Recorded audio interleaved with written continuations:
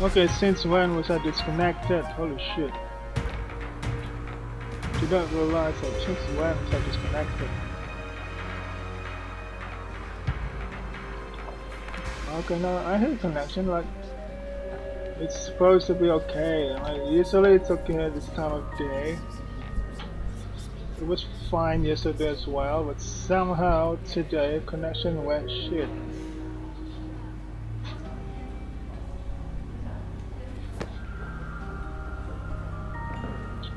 Guess I'm back now, huh? Damn.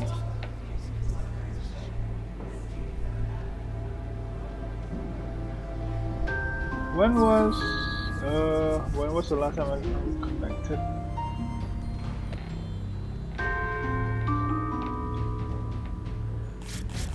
Maybe in the middle of my tour, because when I checked before last tour,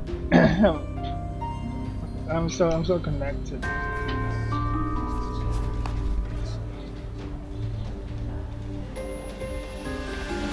Check. Holy shit. Why does connection always went down whenever I start streaming?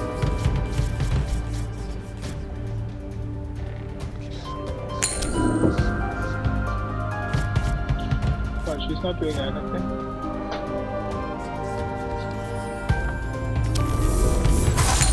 Oh shit. See, she always destroys whenever I'm like completely. Everyone.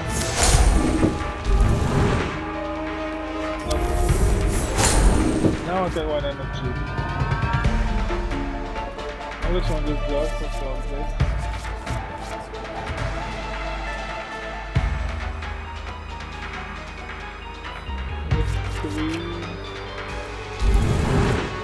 Okay, so let's not worry about that. So I was always trying to destroy the card. Let's do something different. Like attacking.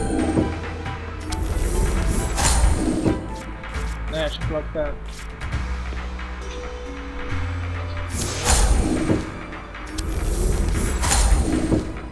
What the hell? Oh, she can't use anything now. I can still use this.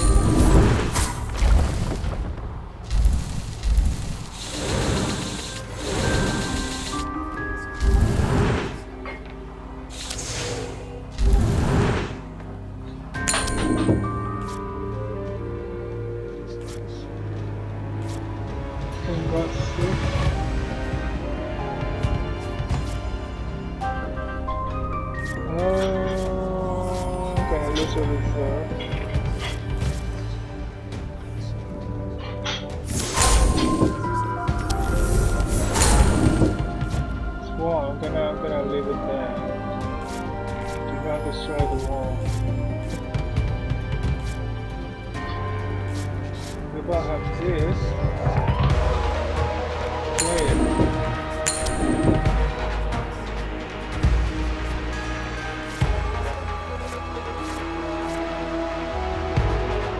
Play it. Oh shit.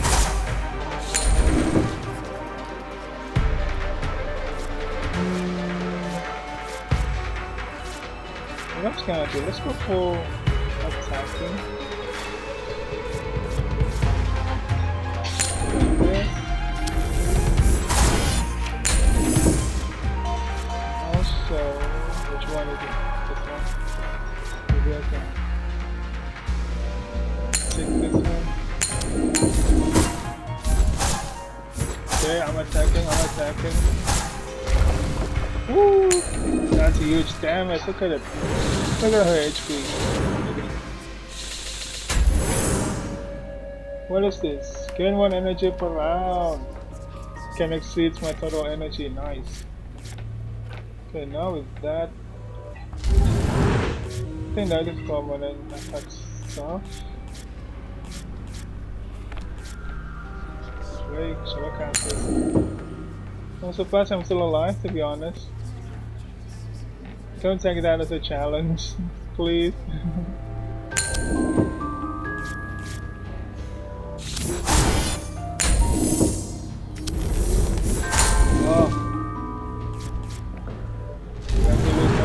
again another.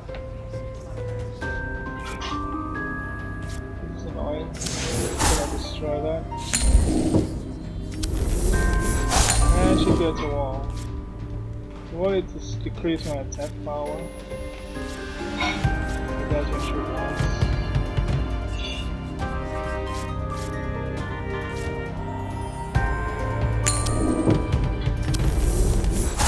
Oh, damn it. Why am I doing anything? Cast this.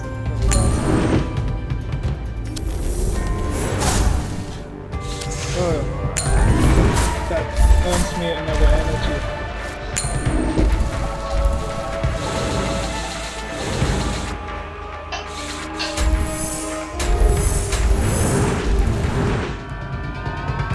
She destroyed all my attack cards at the last turn. Oh, that's why I have no other attack.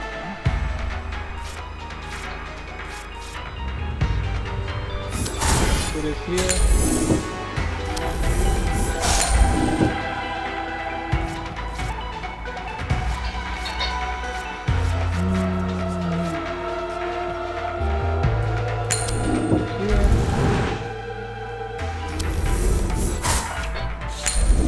Look the wall here. Look the wall. Look the wall. Do not engage with the wall. I don't have a wall.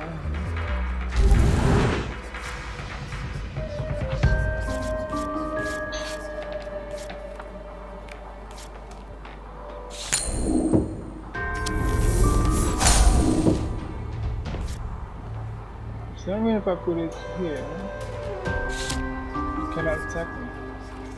Something like that.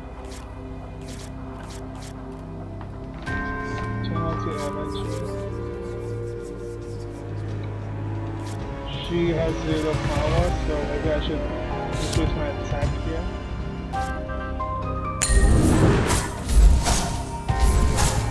Ooh, nice. That also attacks my enchantment, my return. So.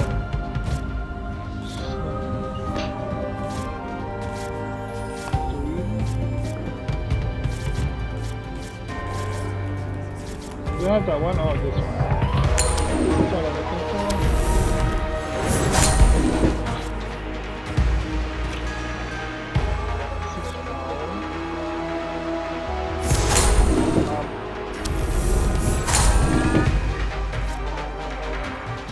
We have more health, so I'm gonna play it here.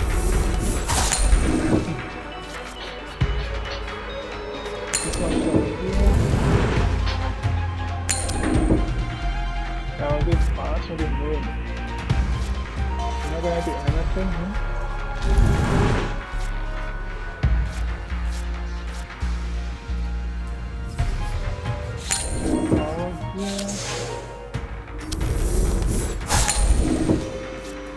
What are you doing? Should only have one more. I'm gonna focus on attacking. Like this.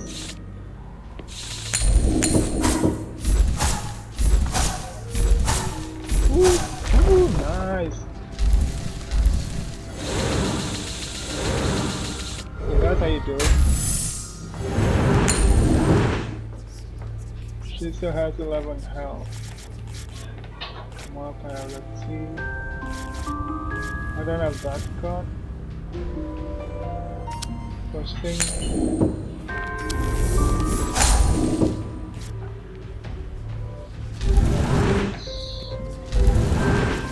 Just use it all up. Wait, I'm gonna save this. Few more cards.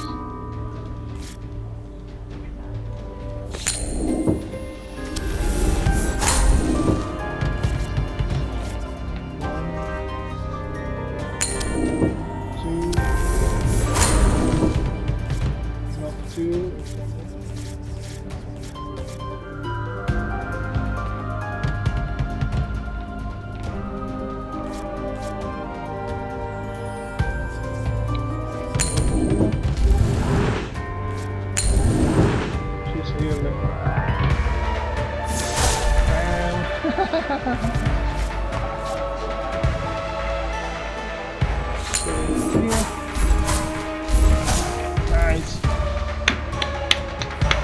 That's how you do it.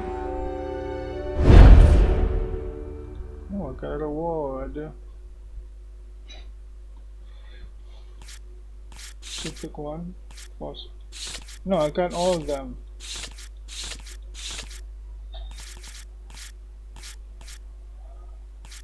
No, so when it's blocked, when it loses one reserve.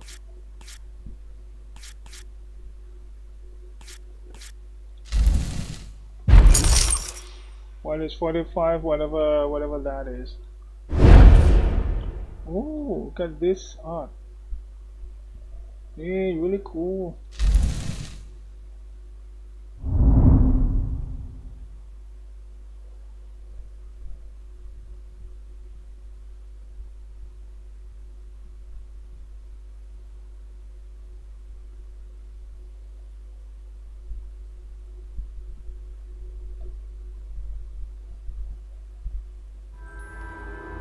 Hello. Am I still streaming? Yeah, I still am.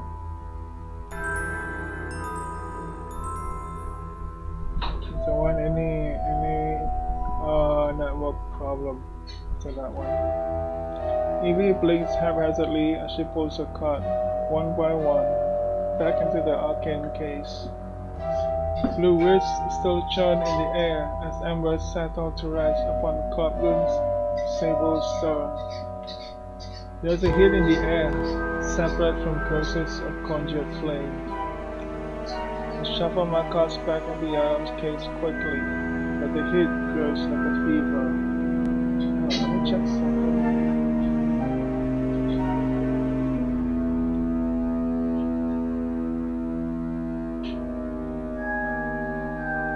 Am I live on YouTube? YouTube, please don't.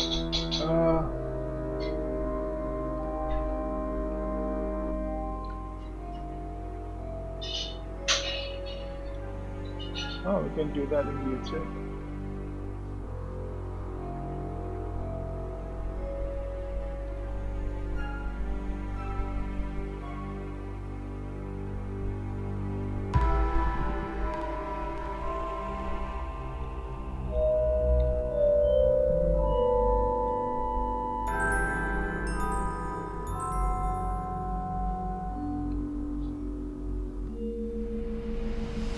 Rank of prepared to 1000 kbps. Where do I set that? I'm not sure.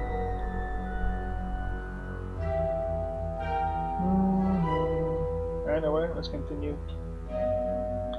There beneath my skin, there's sun. It lingers, sleeping. It wakes, hungry. It eats. It lives again. Which one? Which one?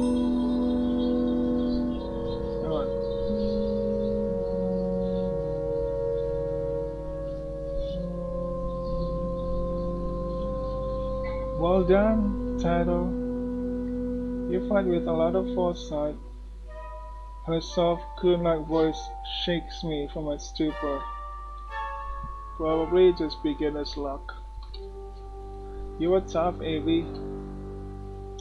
She's blushing. A hand finds my shoulder. She's not kidding, you blood. Those were some good moves on your end. After losing twice, I should have some good moves. Have you dueled a bit before? Just once, an hour or two ago.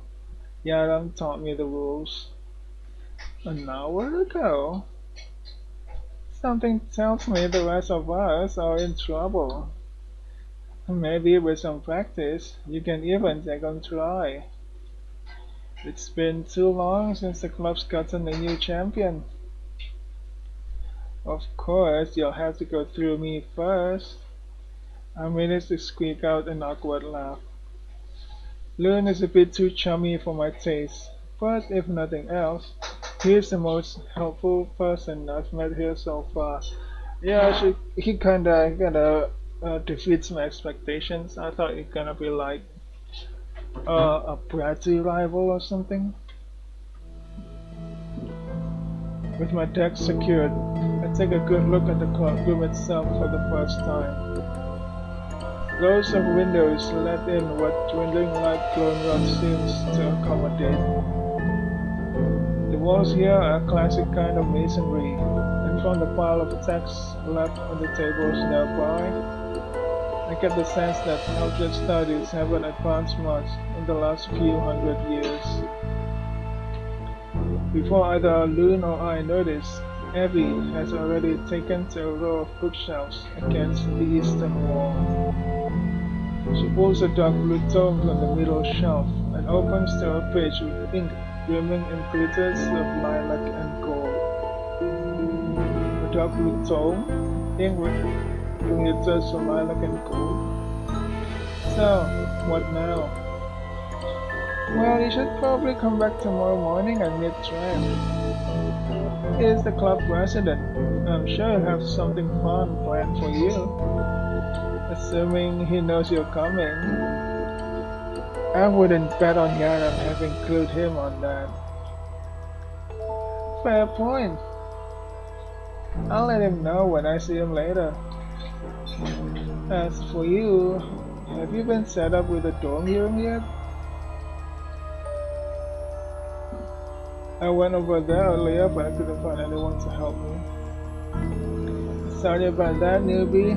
I was over here cleaning for the last couple of hours.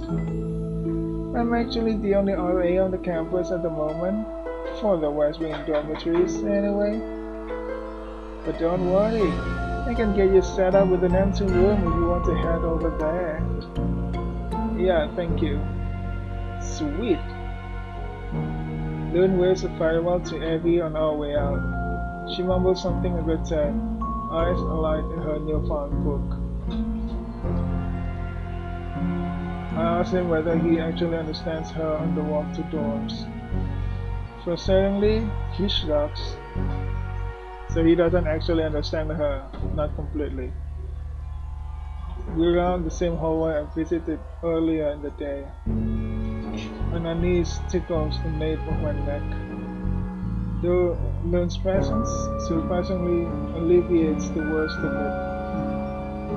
But as we pass the strange plant of her growth again, I can't shake the sense that something about Gloomrod is very, very wrong. When I was checking out the dorms earlier, I ran into a kid that was a little out there. Oh, that was me, I'm sorry, I thought that was Loon. He said some strange things. I'm probably making too much of it. Loon tilts his head thoughtfully for half a second. A bit thin, glasses, sort of nervous. I blink. Yeah, actually. Do you know him? Sounds like you met Kizel. He's actually a member of the Kamifuda club, though he doesn't come around as often as he used to. Loon halts. You okay? You're looking a little green around the gills. Yeah, I'm fine. It's just... when I was here earlier, something strange happened. Guess it shook me a bit. I'm still streaming, right? Yeah, I am. This stream doesn't update, so I'm kinda worried. Strange how? I contemplate lying. After all, just a month ago, I decided to tell anyone about cryptic visions I had seen after touching a tree. I'm sure I would have been committed.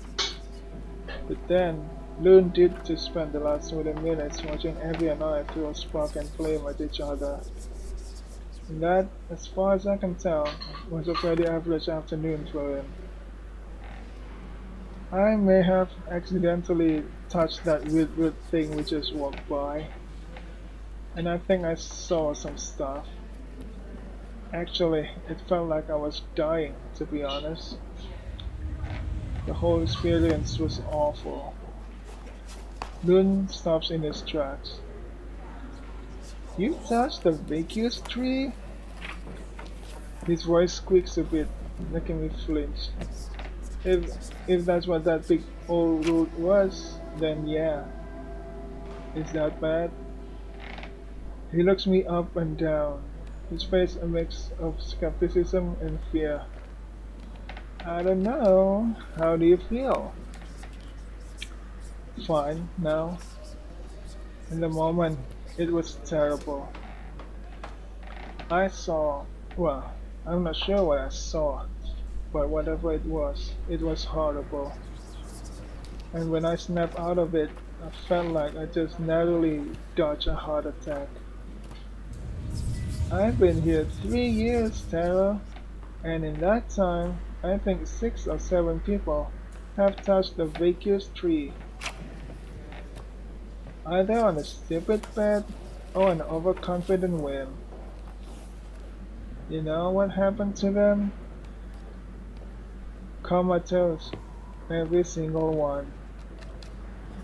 There's usually a lot of screaming. Few times they even spouted a bunch of eldritch phrases before finally going quiet. But the result is always the same. Brain dead. Forever. My heart begins to drum in my ears. Oh God, am I going to be okay?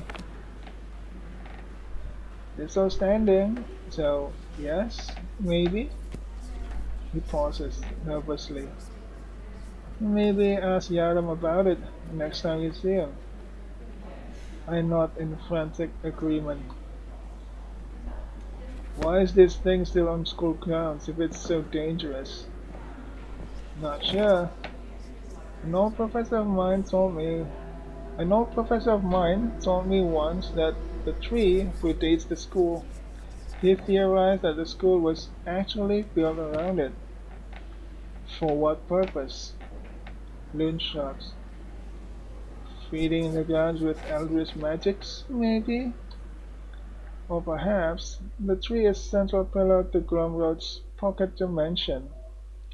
Not sure if you've noticed yet, but we're not exactly in Kansas anymore. And I've heard not all of the Pale Horse universities exist in little pocket spaces like this one. Maybe the tree is what makes Klongrod unique? Either way, I wouldn't recommend trying for a second game of Russian roulette. Duly noted. Lewin picks up the pace again, though noticeably seems much deeper in thought than a minute ago. At the end of the hall, he opens a door with a set of keys clipped to his belt. Room 517. It's as bland as they come. Gray sheets, gray curtains, slightly less gray cork between the brick-laden walls. Home sweet home. What do you think? Well, first, Glumrod should fire its interior decorator. As soon as they hire one, I'll pass your comments along. I open the curtains.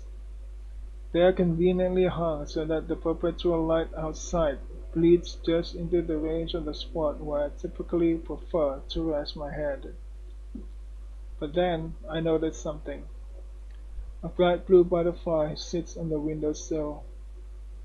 It opens and closes its wingspan slowly, rhythmically, not a care in the world.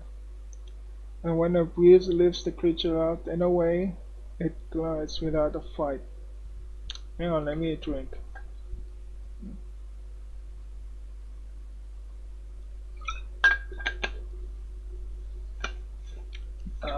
Him. It's perfect, thank you. Sure thing, man. And hey, if you ever to, I don't know, talk, let me know. There's a brow in the reply. It's just your sudden transfer. And then you tell me you somehow survived an Eltress plan with 100% KO rate? Look, we're all perhaps sworn here. Throw a stone down the hallway and you'll more likely hit someone with a story like yours than anywhere else in the world. And we've heard it all. So just, if you need anything, we're here. That's kind of you, Loon. Thanks. Anytime. Well, I'll leave you to it then. Make sure to stop by the club sometime tomorrow. Trent will be excited to have some fresh blood. And with that, he leaves. I spend a few minutes trying to read the correct after. That is, until I realize my only current possessions are the clothes on my back. That night, I never thought bed sheets could feel too soft. In the summers back home, sweat-soaked cotton was apt to stick to my back. As our thoughts entered in the bedroom that night, as well as in a veritable broiler. Money was always hard to come by. If we were a month behind on rent, Dad figured us for being ahead of the game. And I lay awake at night, feeling those cheap, threadbare, 30-year-old cotton sheets, and poured wishes into a voiceless universe for something, anything, just a little better. Now, here in the conglomerate, the comfort feels wrong. The night is cool, the blankets are heavy and soft and thick. My stomach, for the first time I can remember, is utterly full. I have no worries about where my meal might come from tomorrow. And I paid for it all in blood. 1,200 lives. 1,237, in fact. Trapped in a winkle in time, birthed from nothing but my own crippling shame. I'm not a dreamer, I'm a parasite. So, I crawl off the bed to curl into a claustrophobic little corner, lit by a single beam of moonlight. The stone is coarse, uneven, and punishingly cold, and I think it suits me better. I wake later than anticipated. Calm swaths of light greet my window, but not of the morning sun. There are shades of gloom, the same blue and black and purple twilight which persisted through the night. Gloomrot, it seems, is aptly named. My back is stiff from a night spent on the floor. Yet, after my time in the pale gardens, I find myself fairly used to the feeling of a stone bed. I take some time to head to the dormitory showers and slip on the same uniform from yesterday. I have to see about getting another. Until then, Moon mentioned I should visit Trent in the club room sometime today, but maybe it would be better to explore more first. After all, Professor Yaram told me to familiarize myself with the campus. Hmm, where to?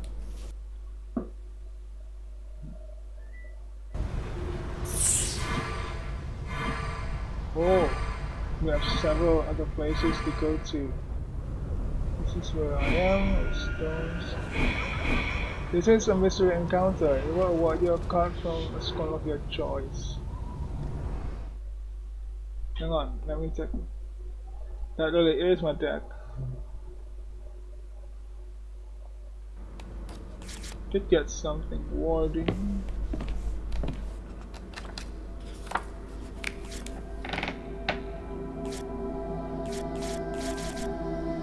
So I guess my deck is below. Ah, so this is my first deck, second deck, third, fourth, and fifth deck. What is this? Oh, this is the illustration earlier. I had a custom playmat recommended my set. Oh, this is our playmat. So what we got was a playmat.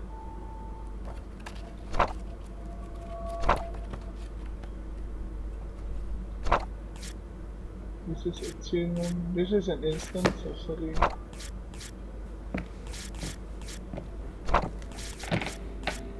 Got some new cards.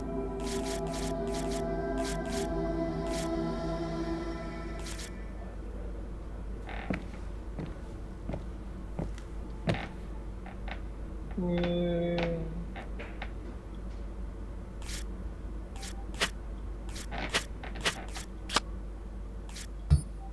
Oh, I only have one of that.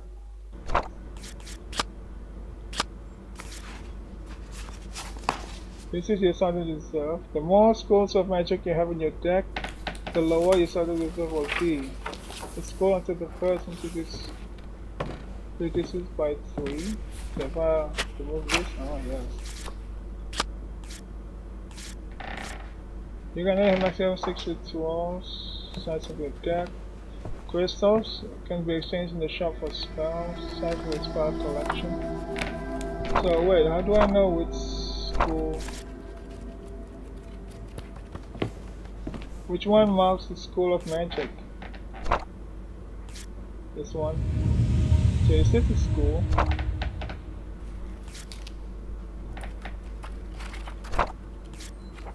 So I think this tab is the school of magic it was put on.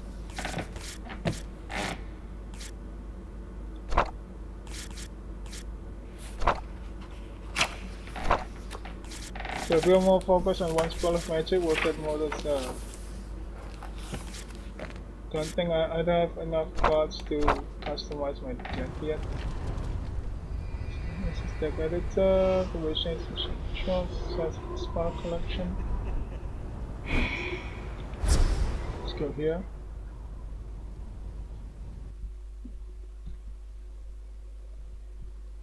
I stroll around the hallways before nearing my room again.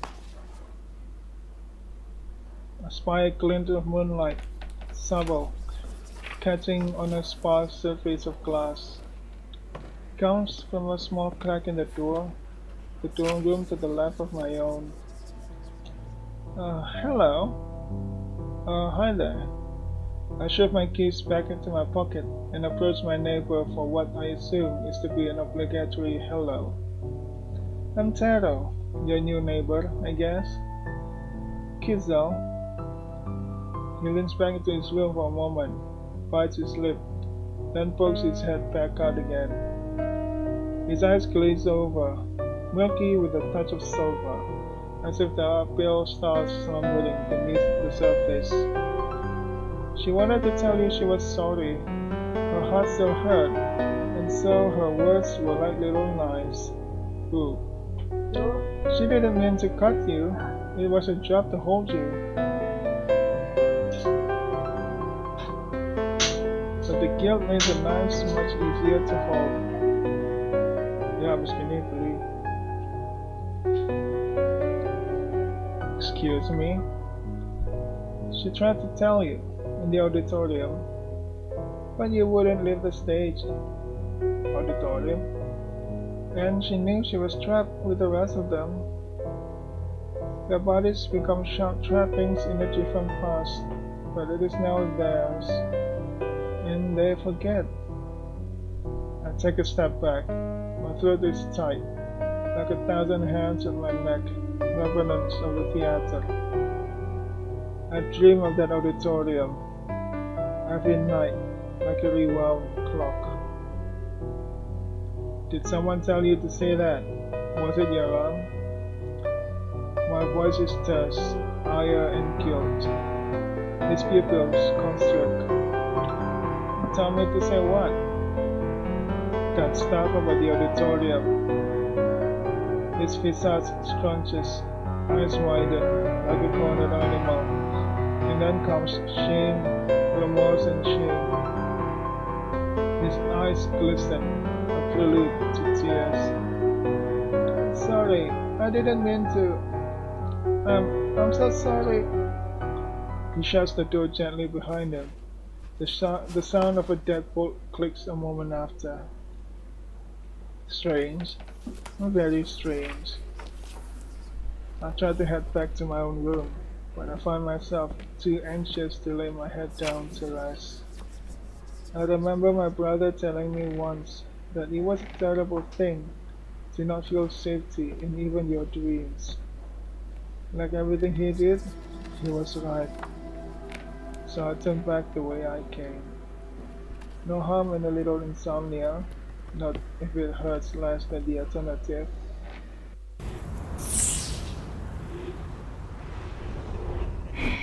Mystery Encounter, what your card from the school of choice.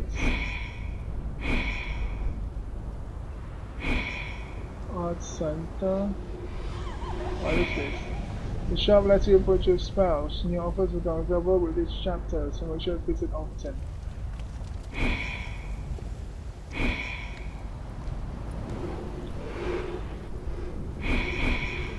Mystery Encounter, let's see.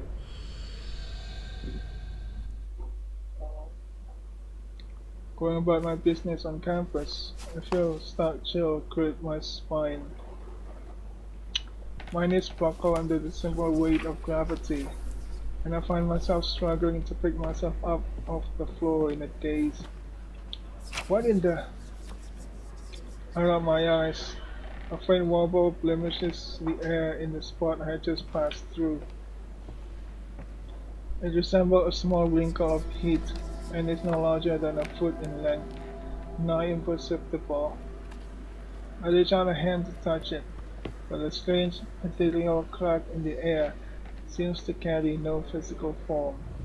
Instead, it fills my bones with frigid discomfort. Is this a nexus? Professor Yao mentioned them to me in passing. A belated warning, he said. Scars, he called them. Scars are now reality. Places where eldritch forces of supreme power crash on the veil between this world and another. As a result, they retain some measure of the eldritch energy which formed the nexus. Left alone, they will abate as the veil reveals in time. If they are meddled with, however, great danger is posed to any packed zone who might be unable to channel the energy within. Yet, great strength is promised as well. Every muscle in my body tenses. Things being as they are, I could use a bit of extra strength about now. Here goes nothing. I reach into the nexus, pulling at the remnants of eldritch energies within.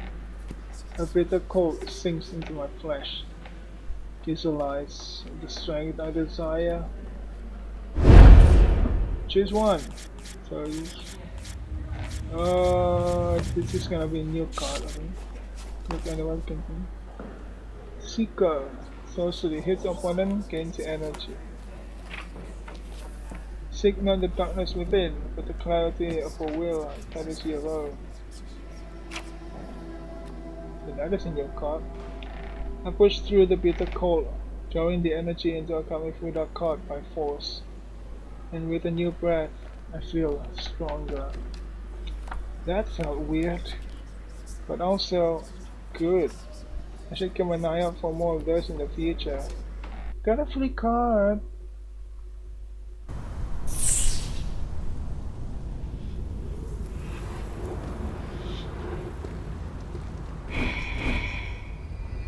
What is this art center? Let's go there.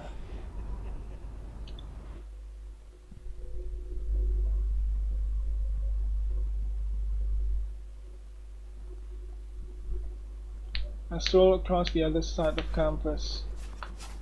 With the majority of Glomerul's population currently absent, the university is, for the most part, unnervingly quiet. If you stand still for just long enough, you can even hear the wind howl, scouring a labyrinth of vacant halls. I am therefore surprised as I spot a sizable archway into an unfamiliar wing of the campus, where more than the ominous trappings of stone haunt one's ears. In fact, I hear music. I follow the sounds of an organ. It plays, quite literally, with the dude's toccata in D minor. Toccata in D minor. I know because my brother once played an arrangement of this piece for piano to absolute perfection. Though that memory might as well be sun-bleached painting, faded and distant with time. I passed under the prodigiously sized threshold. Engraved in its stone is the lettering, Center for the Arts. Butterflies besieged my stomach. I didn't expect a place like this to entertain the merit of creative arts, after all. Who has time for a painting when there are blood rituals to be done? Nonetheless, I'm glad. Here, surrounded by the faint echo of a baroque melody, I feel an intangible comfort, like an old friend inviting you to warm yourself by the fire. It is a gentle repose. There are scars, no, open wounds below the surface, sure, but so long as I do not step foot upon the stage myself, perhaps they are content to slumber. Much like the rest of the campus, the Center for the Arts is not built in a way where one might be able to intuitively navigate it. Still, I stubbornly searched for the source of the distant organ. The halls here are disorganized and winding. They are filled to the brim with small wooden doors which lead to claustrophobic rooms, small retreats for musicians to practice in relative seclusion. It isn't unlike my late father's university, from what I remember anyway. I was very young, after all. A few minutes into my unfruitful organ hunt, I spot a dark-haired girl climbing a makeshift ladder. Climbing? It consists of a 3 stacked chairs and a shabby coffee table for the base. She carries a fairly expensive-looking bassoon with her, holding it improperly by the bocal. As I approach, she finished sobbing, quite roughly, I might add, the instrument atop a very tall and a very dusty statue. She then begins to climb down her makeshift tower, dismantling it with her descent when I ask her, "What are you doing?" The girl hops off the coffee table without a care and takes a moment to dust off her skirt.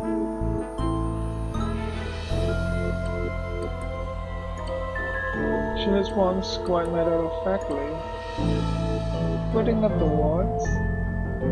"The what now?" "The wards. The Eldridge wards." "Wards for what?"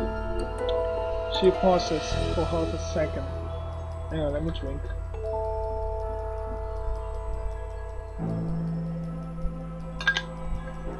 Ah. Is it your first day or something? How could you not know about the wards? It's my second day, actually. Oh, well, actually, not far from it. She begets an impish smile, though only for a moment. Therefore the curse. A curse? Mm-hmm. A real bad one, too. What kind of curse? Have you ever seen old documentaries on the Black Plague? Yeah. Are you seriously about to tell me that this curse infects someone with the bubonic plague? She sets her hand on her whips. No, of course not. It gives them a version of the plague where large purply tentacles slide out of your eyeballs. That is a terrible curse.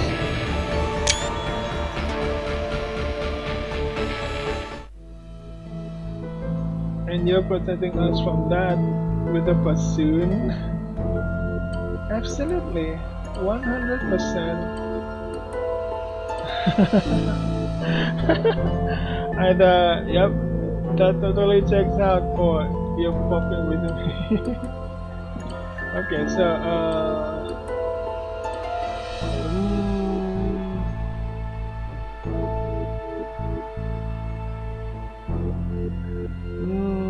I think she's screwing with us.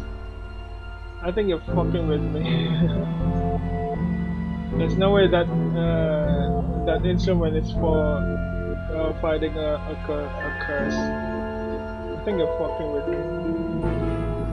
I guess you should climb back up there then. After all, there isn't the slightest chance I could be telling the truth. So there's no reason to be worried. There's no way removing that very ordinary looking bassoon from the top of a naked statue might somehow backfire, thereby infecting you and anyone in 100-foot proximity with a weird tentacly plague. Alright, maybe I should think about this for a minute. Anyway, see you. She skips past me in a flash, and all too quickly turns down the next corridor. Frankly, like someone fleeing the scene of a crime. But wait! But the girl is gone.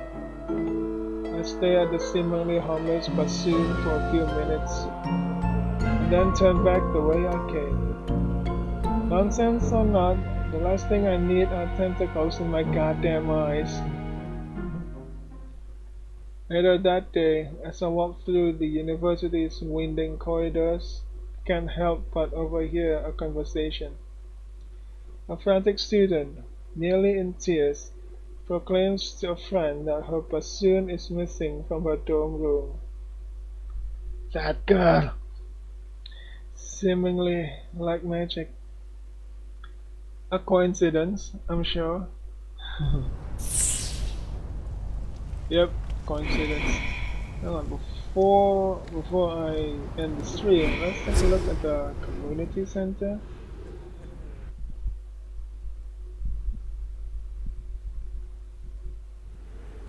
Deep in the recesses of Bloomroad's halls. Well, I'm almost certainly, most definitely, completely lost. Again, I tried to parse any differences in the zone around me to no avail. Either Daedalus himself made the labyrinth of a campus, or my exhaustion has finally caught up with me. Because I could swear the last 4 hallways have looked exactly the same. I checked Yaram's fireflies for guidance. For the first time since he's gifted them to me, the insect seems to slumber. Holy shit, when I need you the most. Dull little specks in the place of the usual vibrancy. I suppose it is karmic revenge for all those times I complained about my phone's GPS. The door on my left creaks open, though only a sliver. The faintest hint of a silhouette hides behind the door in an oppressive darkness. 3 long fingers poke out and curl onto the door. Dark, sharp, and spindly things. Fret not, fret not.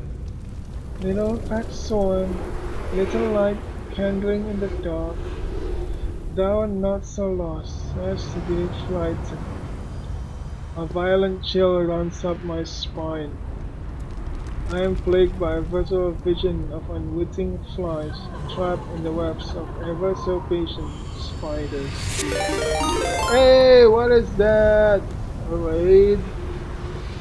Timo Beast! Thank you for the raid, thank you. Really appreciate it, man. How you doing? How you doing?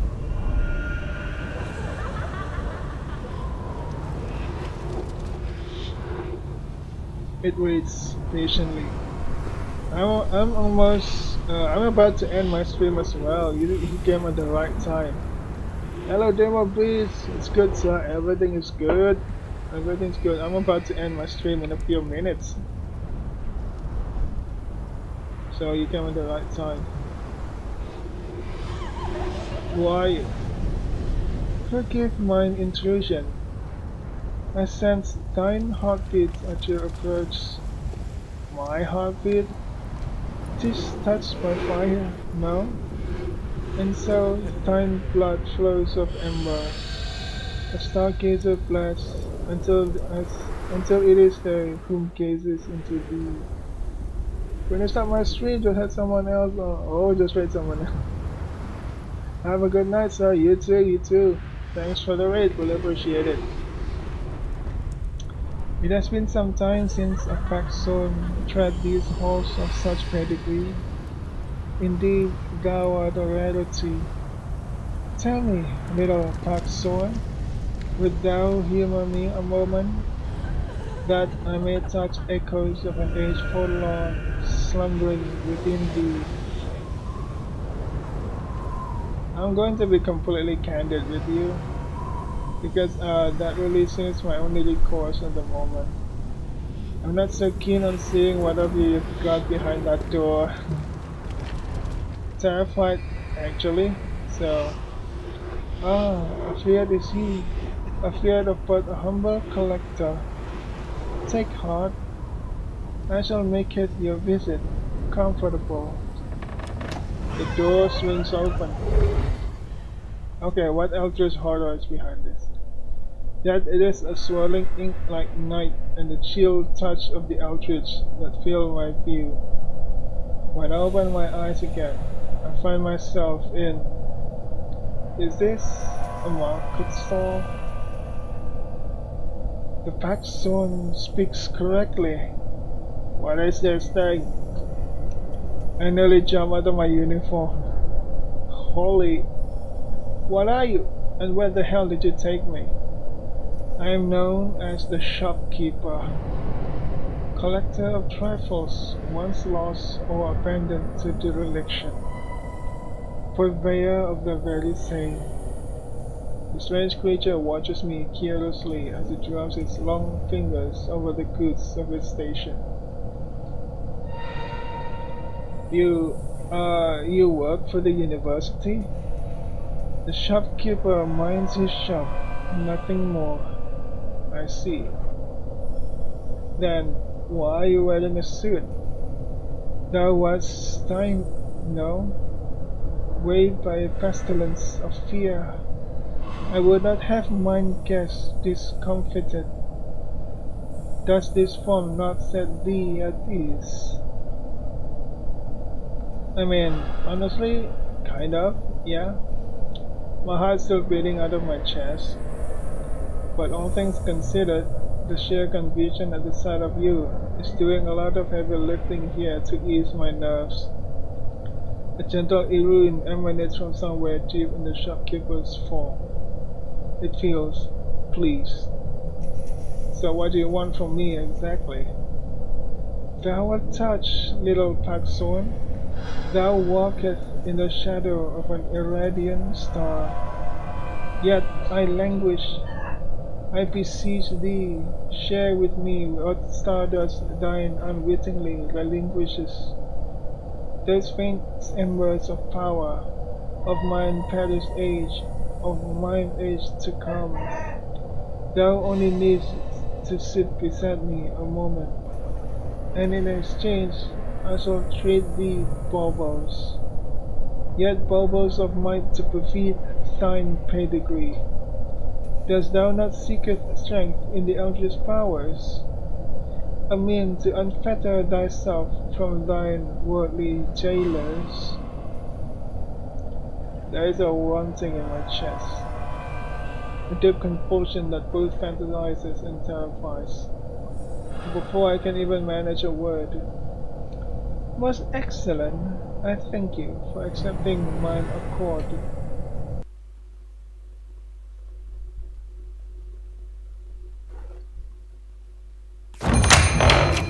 There is this is only these.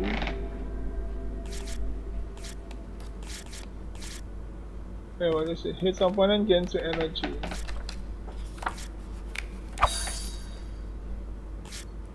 Hmm. So this is how you sound. I like that they dangle when I move my mouse across them.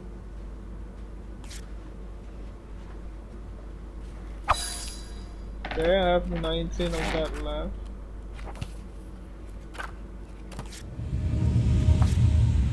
Opponent losing reserve is like the main thing of this thing. Of this school of sorcery. Okay, that's it.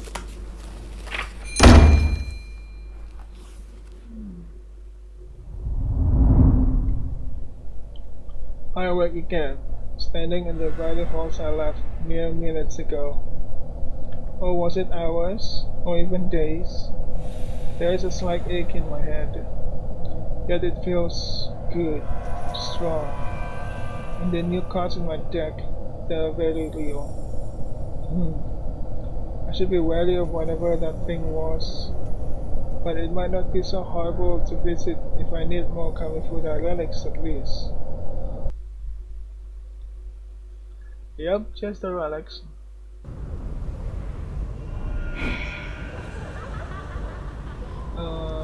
Where's the save button? Let me save the game first.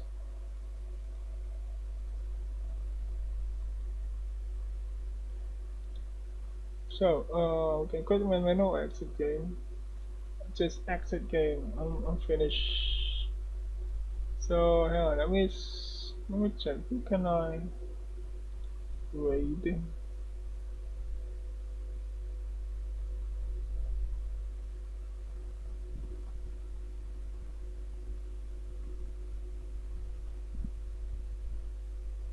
Jade Chavez. Is he live?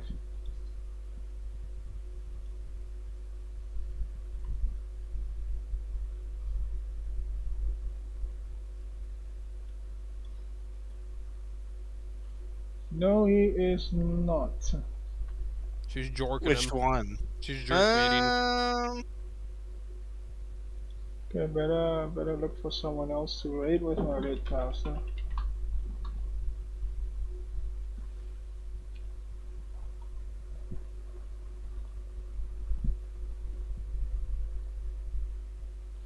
So Arya's playing the sim.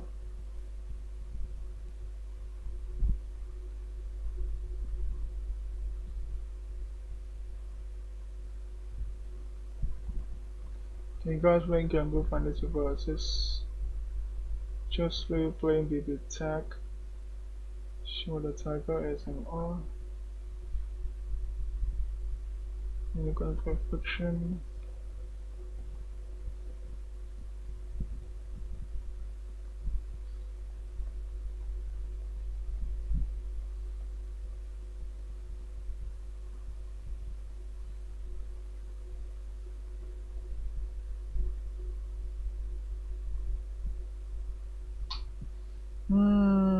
Which one should I raid? Should I raid a Tiger?